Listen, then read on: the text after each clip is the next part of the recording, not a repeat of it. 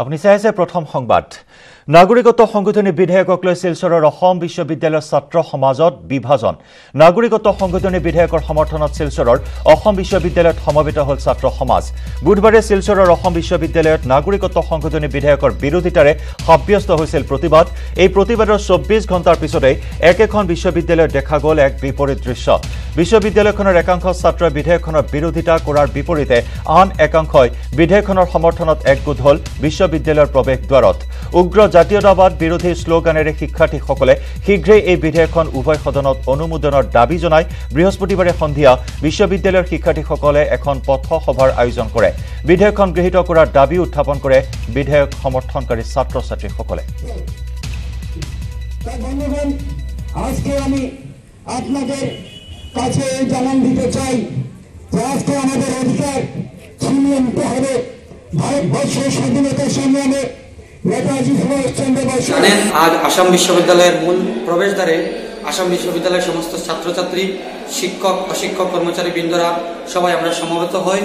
সন্ধ্যে 5 ঘটিকায় এবং নাগরিকত্ব বিলের পক্ষে আমরা আজকে এক সভা করি এবং সেই সভায় সব যৌথভাবে আমরা এই দাবি জানাই যে নাগরিকত্ব বিল নিয়ে সরকার যে প্রচেষ্টা শুরু করেছে সেই বিল অতি সত্বর যাতে লোকসভায় পাস হয়ে গেছে রাজ্যসভায় সেই বিল যাতে পাস হয় এবং আজকে এই সভায় বিশেষ করে দুটা বিপৰীত দৃশ্য অসম বিশ্ববিদ্যালয়ত এফালে একাংশ ছাত্ৰৰ প্ৰতিবাদ বিতৰ্কিত বিধেয়কৰ বিৰুদ্ধে আৰু আনফালে এই বিতৰ্কিত বিধেয়কৰ সমৰ্থনত ৰাজপথলৈ ওলাই আহিল একাংশ ছাত্ৰ 24 ঘণ্টাৰ ভিতৰত দুটাকৈ প্ৰতিবাদী কাৰ্যসূচী সমগ্ৰ ৰাজ্য জ্বলি আছে বিতৰ্কিত বিধেয়কৰ বিৰুদ্ধে আৰু তাৰ সম্পূৰ্ণ বিপৰীত দৃশ্য বৰাক উপত্যকাত শিলচৰ বিশ্ববিদ্যালয়ৰ একাংশ ছাত্ৰই পথসভাৰ আয়োজন কৰি ৰাজপথলৈ ওলাই আহে আৰু বিতৰ্কিত বিধেয়কখন উভয় সদনত অনুমোদন জনাবলৈ দাবী উত্থাপন কৰে এই বিষয়টোক কেন্দ্ৰ কৰি তীব্ৰ প্ৰতিক্ৰিয়াৰ সৃষ্টি হৈছে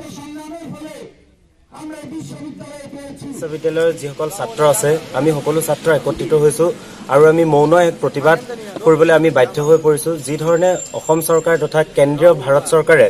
আমাৰ সমগ্ৰ অসমবাসী তথা উত্তৰ পূৰ্বৰ খিলঞ্জীয়া ৰাইজৰ ওপৰত মাধমাৰ খুদাই যিদৰে এই নাগৰিকত্ব সংশোধনী বিধেয়কৰ আমাৰ ওপৰত জাপি দিব বিচাৰিছে তাৰ আমি ছাত্ৰ সমাজে আমি তীব্ৰ প্ৰতিবাদ জনাইছো গতিকে আমি ইয়াৰ পৰাই আমি বৰাকৰ বুকুৰ পৰাই আমি জনাই দিব বিচাৰিছো যে আমিও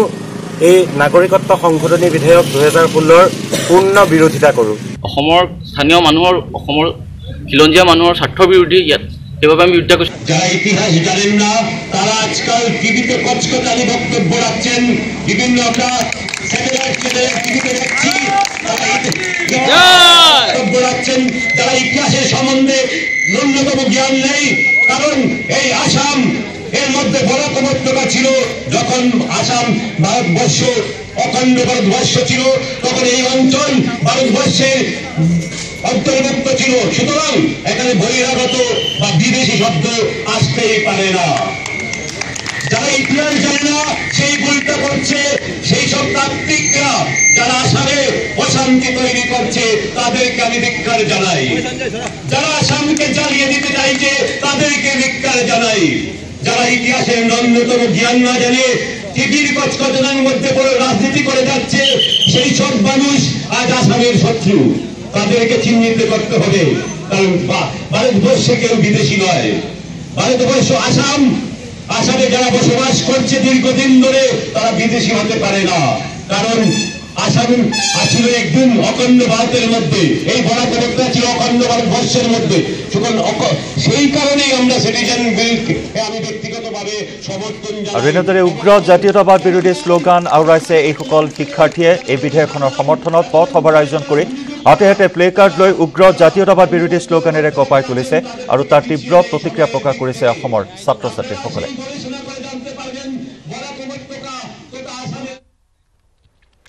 পৰৱৰ্তী খবৰ বুঢ়া চাপৰি অভয়াৰণ্যত উচ্ছেদৰ নামত প্ৰশাসনৰ প্ৰহসন উচ্ছেদ কৰিবলৈ আয়োজন কৰিলে ভোজমেল বুঢ়া চাপৰি অভয়াৰণ্যৰ অন্তৰ্গত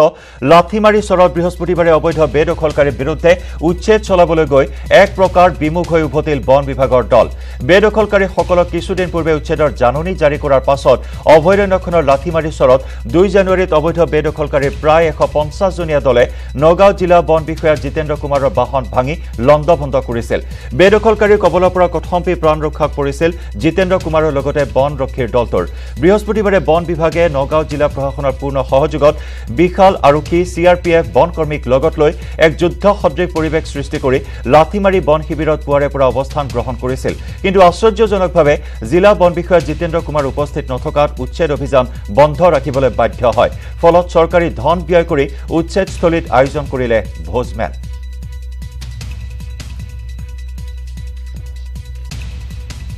লাঠি মাৰি ইয়াত এডমিশ্যনৰ কাৰণে আহিছিলোঁ কিন্তু আমাৰ ওপৰৰ পৰা কোনো নিৰ্দেশ অহা নাই সেইকাৰণে আমি লৈ গ'লোঁ আজি নকৰে আজি পৰৱৰ্তী সময়ত কৰিব নেকি পৰৱৰ্তী সময়ত পিছত চিন্তা কৰা হ'ব বনভোজ খালে নেকি বনভোজটো ক'ত দেখিছে জানো বনভোজটো মানে খোৱাবলৈ হ'ল সেইটো কাৰণে ক'লো আৰু এইটোতো যিটো খাব লাগে মানুহে খাই যিটো সেইটোৱে খাইছিলোঁ বনভোজ ভোগৰ ভোগালীলৈ মাজত মাত্ৰ 2টা দিন উদালগুৰিৰ কালাইগাঁও বালিপুটাৰ খুৰি পুখুৰী মীন মহলত বৃদ্ধি পাইছে তৎপৰতা উৰুকাৰ নিশা সকলোকে সতেজ মাছ যোগান ধৰিবলৈ সাজু হৈছে খুৰি পুখুৰী প্ৰায় 40 বিঘা পুখুৰীত পোহা মাছ মাৰি সুলভ মূল্যত বিক্ৰীৰ বাবে সাজু হৈছে মীন পালকসকল ৰৌ ভকুৱা চিতল চিলভাৰ মিৰিগা শোল ৰূপচন্দা আদি বিভিন্ন মাছ উপলব্ধ খুৰি পুখুৰীত প্ৰতি কিলো ৰৌ মাছৰ 350 টকা আৰু চিলভাৰ 250 টকা চিতল 400 টকা ৰূপচন্দাৰ 250 টকা আদি দৰত বজাৰত মেলি দিবলৈ সাজু হৈছে বালিপুটাৰ এই মীন পালকসকল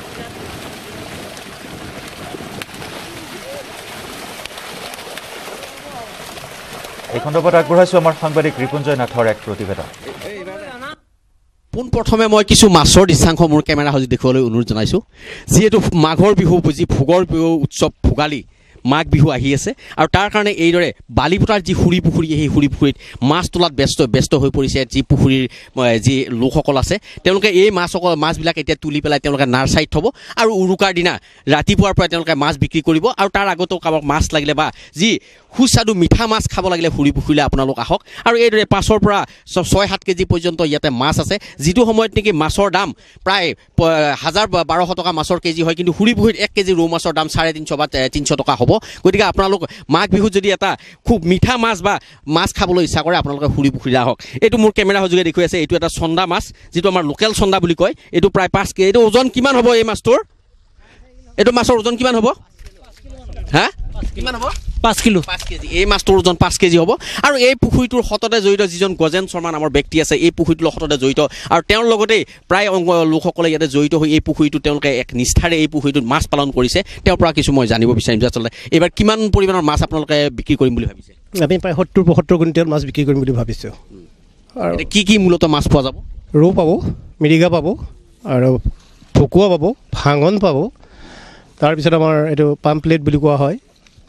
এনেকুৱা ধৰণৰ মাছেই পাব আচ্ছা আপোনালোকে দামটো কি নিৰ্ধাৰণ কৰে যিহেতু গুৱাহাটীৰ বজাৰত 1 কেজি মাছৰ দাম 1000-1200 টকা হৈ গৈ উৰুকাৰ বজাৰত আপোনালোকে কিমান দামত বিক্ৰী কৰিম বুলি ভাবিছে আমি এবাৰ ৰৌ মাছটো 350 তাৰ ওপৰত বেছি নহয় 350 ওপৰত বেছি নহয় চিলভাৰ আমাৰ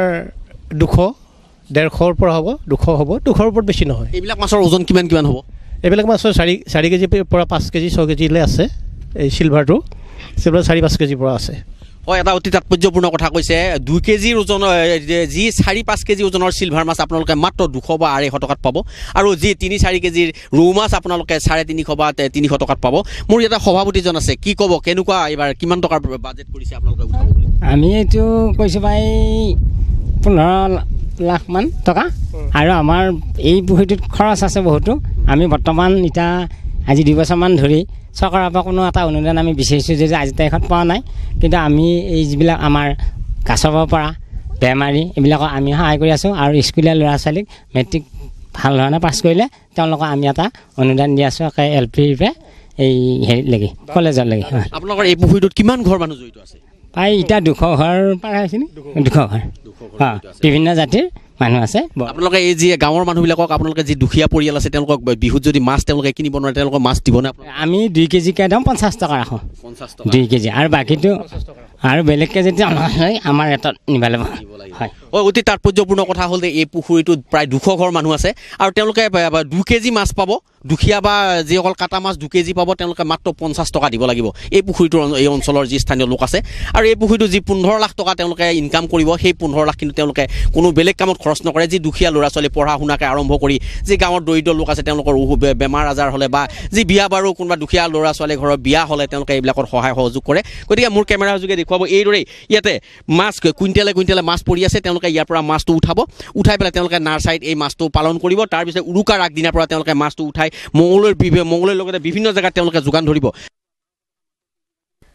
সমাগত হেপাহৰ ভোগালী সকলো ব্যস্ত এতিয়া ভোগালীকা ধৰিবৰ বাবে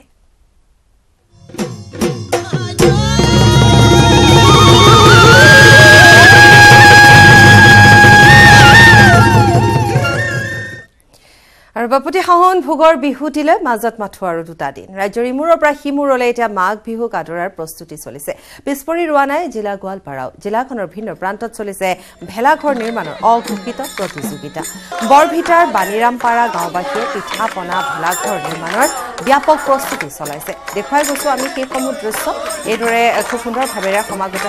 হেপাহৰ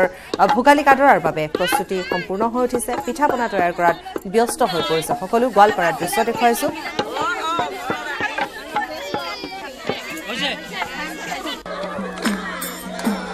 বাকী এইদৰে সকলোৱে এইদৰে ব্যস্ত হোৱা দেখিবলৈ পোৱা গৈছে আমি দেখুৱাইছো আমাৰ সাংবাদিক ৰিংকু আছে আমি দেখুৱাই যাম আৰু এইদৰে এতিয়া গোৱালপাৰাৰ বাণীৰামপাৰাত ভোগালীৰ প্ৰস্তুতি দেখিবলৈ পোৱা গৈছে অঘোষিত এক প্ৰতিযোগিতা কাৰণ প্ৰায় প্ৰতি ঠাইতে ভেলাঘৰ নিৰ্মাণত সকলো ব্যস্ত হৈ পৰে বহুদিনৰে আগৰে পৰা গতিকে ঠিক তেনেধৰণে এতিয়া ভেলাঘৰ নিৰ্মাণত ব্যস্ত হোৱাৰ সমান্তৰালভাৱে ডেকা বুঢ়া সকলো লগতে যুৱতী মহিলাসকলে পিঠা পনা বনোৱাত ব্যস্ত হৈ পৰিছে তৈয়াৰ কৰাত ব্যস্ত হৈ পৰিছে সকলো এইদৰে ব্যস্ততাৰ মাজেৰে সকলোৱে একেলগে এসাঁজ খোৱা একেলগে বিহু পতাৰ বাবে এতিয়া ৰাজ্যজুৰি এইদৰে সকলো ব্যস্ত হৈ পৰা দেখিবলৈ পোৱা গৈছে একদম বহুত মূৰ্তি আমি গোটেইবোৰে মানে এসপ্তাহ আগৰ পৰাই মানে যজা কৰি আছো এনেকৈ আৰু আমাৰ মহিলাসকলে আছে আমাৰ জ্যেষ্ঠ ব্যক্তিসকলে আছে ইয়াতে আপোনালোকে দেখিব পাৰিছে এইটো আমাৰ মানে এসপ্তাহ জুৰি চলে আৰু আমাৰ বিদ্যালয়ৰো আমি ঘৰত নবনাই আমি সহজভাৱে বনাওঁ এইটো আমাৰ পৰম্পৰা গোলাঘাটত পৰকীয়া প্ৰেমৰ ভয়ংকৰ পৰিণতি প্ৰেমিকে গাত তেল ঢালি হত্যা কৰি বস্তাৰে মেৰিয়াই পেলাই দিলে শৌচালয়ৰ গাঁতত অভিযুক্ত বুবু তাঁতীক ৰাইজে উত্তম মধ্যম সোধাই গতাই দিলে আৰক্ষীক গোলাঘাটৰ খুমটাইৰ গৰিয়াজান চাহ বাগিচাত বিগত 31 ডিচেম্বৰৰ পৰা সন্ধানহীন হৈ আছিল 3 সন্তানৰ মাতৃগৰাকী ওচৰৰে বুবু তাঁতী ওৰফে মগু মুণ্ডা নামৰ লোকজনৰ সৈতে মহিলাগৰাকীৰ অবৈধ সম্পৰ্ক আছিল বুলি স্থানীয় লোকসকলে অভিযোগ উত্থাপন কৰে মৃতদেহ উদ্ধাৰৰ পিছতে স্থানীয় লোকে বুবু তাঁতীক উত্তম মধ্যম সোধাই আৰক্ষীক গতাই দিয়ে বৃহস্পতিবাৰে নিশা আৰক্ষীয়ে উদ্ধাৰ কৰে মহিলাগৰাকীৰ ক্ষত বিক্ষত মৃতদেহটো সম্প্ৰতি আৰক্ষীয়ে অব্যাহত ৰাখিছে ঘটনাৰ তদন্ত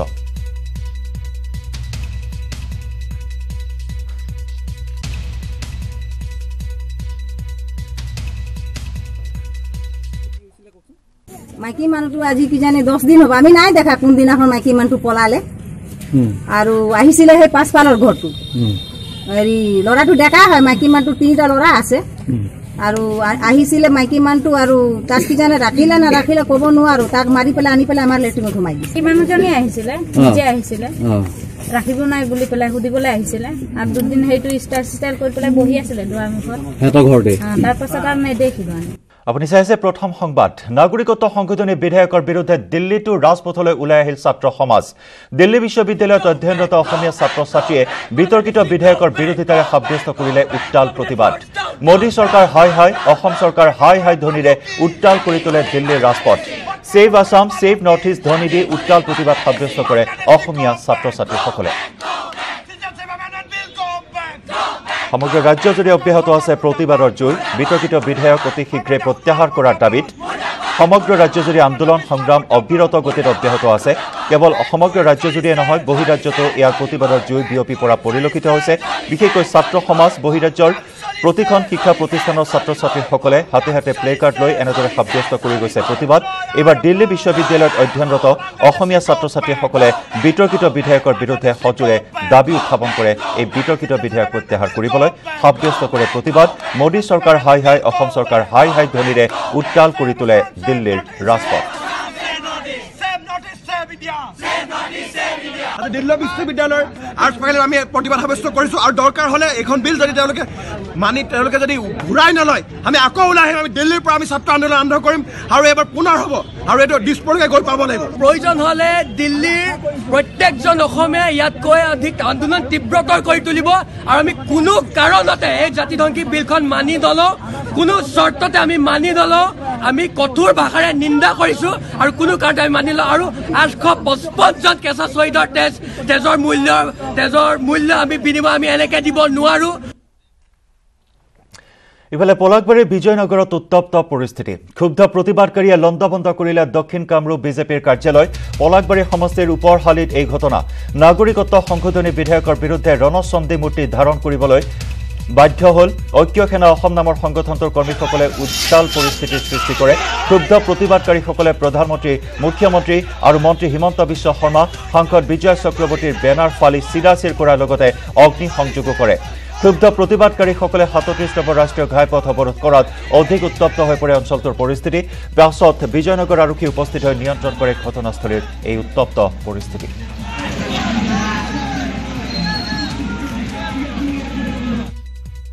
আমি টেষ্ট দিম তথাপিতো আমি এইখন বিধায়ক মানি ল'ব নোৱাৰোঁ এইখন বিধায়ক আমি কোনোপধ্যে আৰক্ষীয়ে আমাক বাৰবাৰ চেষ্টা কৰিছে